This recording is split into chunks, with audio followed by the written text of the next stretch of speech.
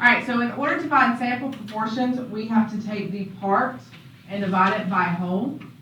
So you should have written down somewhere in your notebook, sample proportion is equal to part divided by whole. So in this one, a population consists of 600 girls and 400 boys. Jose wanted to investigate what he could expect to happen if he were to take a random sample of 20 people from this population and calculate the proportion of girls in the sample.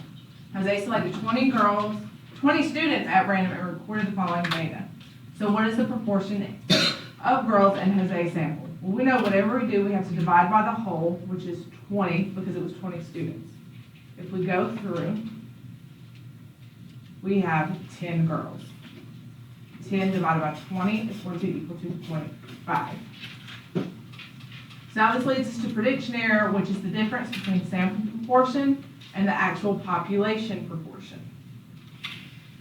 So we know that with his sample, it was 0.5. Now we have to do the population. So there's 600 girls, 400 boys. That is a total of 1,000. So whatever we do, we have to divide by 1,000. The girls is 600. 600 divided by 1,000 is 0.6. Now in order to find our prediction error, we are going to subtract these two. When you subtract 0.5 from 0.6, you are going to get 0.1. That is a 0.1. That is your prediction error.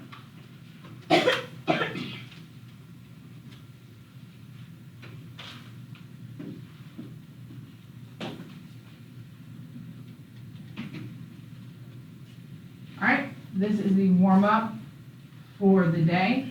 We'll go over it tomorrow when I come back to class. So populations of students consist of 458 right-handed students and 42 left-handed students. A random sample of 15 students is chosen, and the hand in which they write with is represented in the sample below. And there you have your sample. You need to find the sample proportion of right-handed students and the prediction error. Remember, in order to find the prediction error, you actually have to find the actual proportion as well. All right, when you are done with the warm-up, you should copy this down in your notebook. There will be 3 groups in order to do this.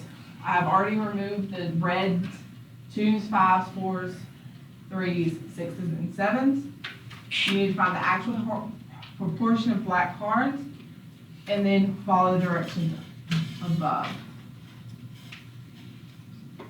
When you have completed this, you will then, on another sheet of paper, you will construct a dot plot of the sample proportions from the 10 random samples. 2, how many samples led to a prediction that was wrong. State the largest prediction error. State the smallest prediction error. And what is the value of a typical prediction error? Both sheets, the chart and these questions, should be done on a separate sheet of paper, and it will be left with the substitute and turned in for a classwork grade.